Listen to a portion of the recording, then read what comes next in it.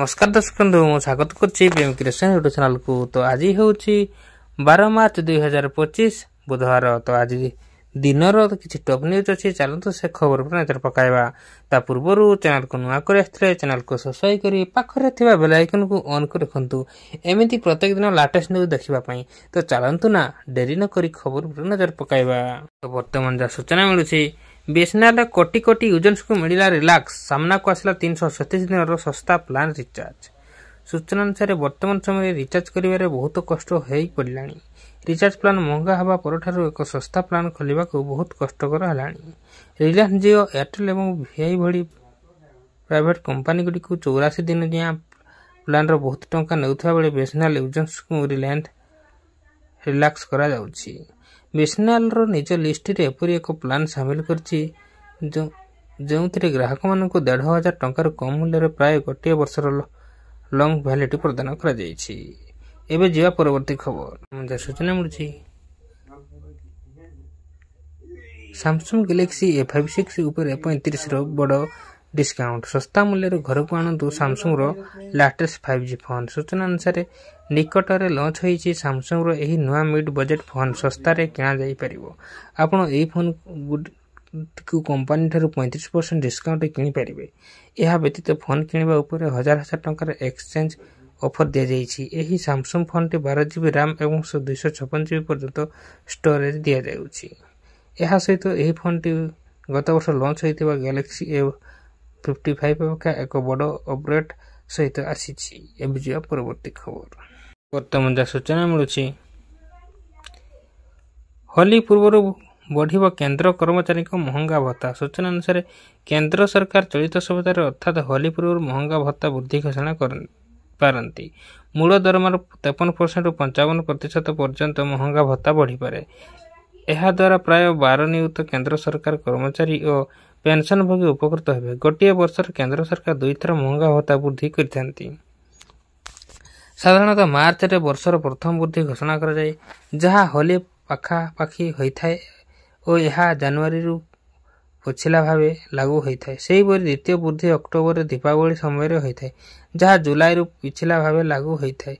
सप्तम वेतन कमिशन अधीन 12 नियुक्त अधिक केंद्र सरकारी कर्मचारी और पेंशन भोगी यह द्वारा उपकृत हेबे। यह थिला एबे जा परवर्ती खबर सूचना मिलछि आजिठू आरंभ होइछि लक्ष्यपति दीदी कर्मशाला। सूचना अनुसार राज्य रे सब जिल्ला रे मंगलबार ठारू आरंभ होबो लक्ष्यपति दीदी कर्मशाला। केंद्र सरकार सहभागिता रे ओडिशा जीविका मिशन माध्यम राज्य सरकार लक्ष्यपति दीदी योजना रे कार्यकारी करूछन्ति। यहाको सफल करिबा लागि 2 दिन धरि हेबाकु थिबा एही कर्मशाला रे प्रत्येक जिल्ला रे कम्युनिटी सपोर्ट स्टाफ संभाव्य लक्ष्यपति दीदी और लक्ष्यपति दीदी उपस्थित रहिबे। यह छटा जो महिला माने लक्ष्यपति दीदी होई सारिछन्ति सेमाने एही कर्मशाला रे प्रेरणा दे आलोचना भाग नबा सह अन्य मानक उत्साहित करिवे। व्यवसाय बढ़ाइबा पई बिना सुधरे 5 लाख टंका जाय ऋण मध्य दिया जाई थाए। 2027 सुधा ओडिशा रे 25 लाख लक्ष्यपति दीदी सृष्टि करबाकु लक्ष्य रखछन्ति राज्य सरकार। एबे जे परवर्ती खबर वर्तमान जा सूचना मिलुछि कलबल करिब ताती 6 जिल्ला को हिट वार्निंग जारी। सूचना अनुसार आकाशरू हेब अग्निवर्षा सारा राज्य रे दिन तापमात्रा वृद्धि पाई पारे लागिथा बेले आसंता 5 दिन अग्निवर्षा नै भुवनेश्वर पाणीपाग विज्ञान केन्द्र पक्षरु पूर्वानुमान करा जायछि। एही समय तापमात्रा 2 ରୁ 4 डिग्री वृद्धि पाइबा सोमवार बौद्धर सर्वाधिक तापमात्रा सर्वाधिक 39.2 डिग्री रेकर्ड होइछि। आसंता 5 दिन तापमात्रा 40 डिग्री किंबा ताठारु ऊर्ध्वर रहिबा संभावना रहिछि। विशेष करी 13 ରୁ 15 तारिख पर्यंत बौद्ध सुवर्णपुर बलांगीर कलाहांडी सोनपुर और झारसुगुड़ा रे जिला को हिट वेव चेतावनी रहिछि। एबे जे परवर्ती खबर सूचना मिलुछि सर्वभारतीय व्यवसाय संघ रे आकलन होली रे हेबो 60,000 कोटी रो कारबार। सूचना अनुसार होली पर्व आउ अल्प किछि दिन बाजार रे होली रंग पानी बंधुक एवं स्वादिष्ट मिठा परिपूर्ण विभिन्न स्थान रे होली कार्यक्रम आयोजन करा जायछि एवं लोकमाने बहु उत्साह सहित होली गीत रे नाचुछन्ति। एभली होली कार्यक्रम गुडिकर फल सीधा सड़क बाजार रो ऊपर देखा जाउछि। चलित वर्ष केवल होली रो सारा देश रे 60,000 कोटी टंकार कारबार हेबो बोली आकलन करा जायछि। Confederation of All India Traders CAT महासचिव तथा सांसद ପ୍ରବୀଣ ଖଣ୍ଡବାଲ କହିଛନ୍ତି ଯେ ଏଥର ମଧ୍ୟ ବ୍ୟବସାୟୀ ଏବଂ ଗ୍ରାହକମାନେ ହୋଲି ସେଲ୍ ସମୟରେ ଚୀନ ସାମଗ୍ରୀ ବର୍ଜନ କରିଛନ୍ତି। ଲୋକମାନେ କେବଳ ଭାରତରେ ତିଆରି ହର୍ବାଲ ରଙ୍ଗ ଏବଂ ଗୁଲାଲ, ପିଚକାରୀ, ବେଲୁନ, ଚନ୍ଦନ, ପୂଜା ସାମଗ୍ରୀ, ପୋଷକ ଏବଂ ଅନ୍ୟାନ୍ୟ ଜିନିଷ କିଣୁଛନ୍ତି। ଏବେ ଯିବା ପରବର୍ତ୍ତୀ ଖବର। ବର୍ତ୍ତମାନ ସୂଚନା ମିଳିଛି 2025 ମସିହାରେ ମୋଟ 4ଟି ପରାଗ ଓ ଗ୍ରହଣ ସଂଗଠିତ ହେବ। ସୂଚନା ଅନୁସାରେ ଚଳିତ ବର୍ଷ ମୋଟ 4ଟି ପରାଗ ଓ ଗ୍ରହଣ ସଂଗଠିତ ହେବ। 2ଟି ଆଂଶିକ ସୂର୍ଯ୍ୟ ପରାଗ ଏବଂ 2ଟି ପୂର୍ଣ୍ଣ ଚନ୍ଦ୍ର ଗ୍ରହଣ ଦୃଶ୍ୟମାନ ହେବ। ସେଥିମଧ୍ୟରୁ କେବଳ ଗୋଟିଏ ପୂର୍ଣ୍ଣ ଚନ୍ଦ୍ରଗ୍ରହଣ ଭାରତରେ ଦୃଶ୍ୟମାନ ହେବ। ଅର୍ଥାତ୍ 2025ରେ 2 ପରାଗ 2 ଗ୍ରହଣ ହେବ। ଚଳିତ ବର୍ଷର ପ୍ରଥମ ପୂର୍ଣ୍ଣ ଚନ୍ଦ୍ରଗ୍ରହଣ ମାର୍ଚ୍ଚ 14 ତାରିଖରେ ଆମେରିକା, ପଶ୍ଚିମ ୟୁରୋପୀୟ, ପଶ୍ଚିମ ଆଫ୍ରିକା ଏବଂ ଉତ୍ତର ଏବଂ ଦକ୍ଷିଣ ଆଣ୍ଟାର୍କଟିକ୍ ମହାସାଗର ପରି ଅଞ୍ଚଳରେ ଦେଖାଯିବ ଓ ଏହା ଭାରତରୁ ଦୃଶ୍ୟମାନ ହେବ ନାହିଁ। ଆଂଶିକ ଚନ୍ଦ୍ରଗ୍ରହଣ ଭାରତୀୟ ସମୟରେ ପୂର୍ବାହ୍ନ 10:39 ଆରମ୍ଭ ହୋଇ ପୂର୍ଣ୍ଣ ଗ୍ରହଣ ଦିନ 11:56 ଦିନ 1:01 ପର୍ଯ୍ୟନ୍ତ ଦେଖାଯିବ। ଏବେ ଯିବା ପରବର୍ତ୍ତୀ ଖବର। ସୂଚନା ମିଳିଛି ପୋଲିସକୁ ମିଳିବ ସ୍ପିଡ୍ ବାଇକ୍ ଓ ବୋଲେରୋ। ସୂଚନା ଅନୁସାରେ ଏଥର ଅପରାଧୀଙ୍କୁ ଧରିବା ହେବ ସହଜ। ପୋଲିସକୁ ମିଳିବ ସ୍ପିଡ୍ ବାଇକ୍ ଓ ବୋଲେରୋ। ରାଜ୍ୟ ସରକାରଙ୍କ ପକ୍ଷରୁ ଅପରାଧ ନିୟନ୍ତ୍ରଣ ପାଇଁ ସ୍ପିଡ୍ ଗାଡ଼ି, ସ୍ପିଡ୍ ବାଇକ୍ ଓ ବୋଲେରୋ ଯୋଗାଇ ଦିଆଯିବ। ପୋଲିସକୁ ମିଳିବ ଦ୍ରୁତଗାମୀ ବୋଲେରୋ, ସ୍କର୍ପିଓ ଓ ବାଇକ୍। ଏ ନେଇ ଗୃହରେ ମୁଖ୍ୟମନ୍ତ୍ରୀ ଉତ୍ତର ରଖିଛନ୍ତି। ଅନ୍ୟପକ୍ଷରେ ଚଳିତ 2025 ଜାନୁଆରୀ ମାସ ଥିଲା ଅପରାଧର ମାସ। ଏହି ମାସରେ 111 ହତ୍ୟା ମାମଲା ରୁଜୁ ହୋଇଛି। ଏବେ ଯିବା ପରବର୍ତ୍ତୀ ଖବର।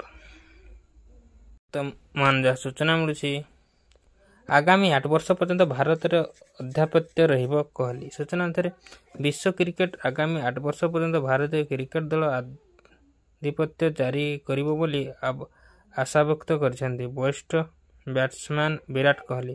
ଦୁବାଇରେ ନ୍ୟୁଜିଲାଣ୍ଡକୁ ଫାଇନାଲରେ ହରାଇ ଚାମ୍ପିୟନ୍ସ ଟ୍ରଫି ଜିତିଥିଲେ ଭାରତ। ଭାରତୀୟ ଦଳର ଭବିଷ୍ୟତ ସମ୍ପର୍କରେ ସାମ୍ବାଦିକଙ୍କ ସହ ଆଲୋଚନା କାଳରେ କୋହଲି କହିଥିଲେ, ଦଳର ବହୁତ ଯୁବ ଓ ଦକ୍ଷ ଖେଳାଳି ଅଛନ୍ତି। ତେଣୁ ଆଗାମୀ 8 ବର୍ଷ ପର୍ଯ୍ୟନ୍ତ ବିଶ୍ୱକପରେ ଭାରତୀୟ ଦଳର ଆଧିପତ୍ୟ ରହିବ। ଏବେ ଯିବା ପରବର୍ତ୍ତୀ ଖବର। ସୂଚନା ମିଳିଛି ସ୍ୱାବଲମ୍ବୀ କରିଛି ତରଭୁଜ ଚାଷ। ବିଦେଶୀ ତରଭୁଜ ଚାଷ କରି ବେଶ ଚର୍ଚ୍ଚାର ସ୍ୱରୂପ। ସୂଚନା ଥରେ ଫଳିଛି ଭଳିକି ଭଳି ରଙ୍ଗର ତରଭୁଜ। ନାଲି, ହଳଦିଆ ଓ ସବୁଜ ରଙ୍ଗର ତରଭୁଜ ଦେଖି ଚାଷୀ ବେଶ ଆନନ୍ଦିତ। ନାଲି ତରଭୁଜ ଅପେକ୍ଷା ଏହା ଅଧିକ ମିଠା ଥିବାରୁ ବଜାରରେ ଏହାର ବେଶ ଚାହିଦା ରହିଛି। ଦିନକୁ ଦିନ ବଢ଼ିବାରେ ଲାଗିଛି ଏହି ବିଦେଶୀ ତରଭୁଜର ଚାହିଦା। ଖରାଦିନେ ସମସ୍ତଙ୍କର ପ୍ରଥମ ପସନ୍ଦ ପାଲଟି ଏହି ତରଭୁଜ। ଖରା ଦାଉରୁ ରକ୍ଷା କରିବା ପାଇଁ ସହ ଶରୀର ଜଳୀୟ ଅଂଶକୁ ସ୍ଥିର ରଖିବାରେ ତରଭୁଜ ଭୂମିକାର ଗୁରୁତ୍ୱପୂର୍ଣ୍ଣ।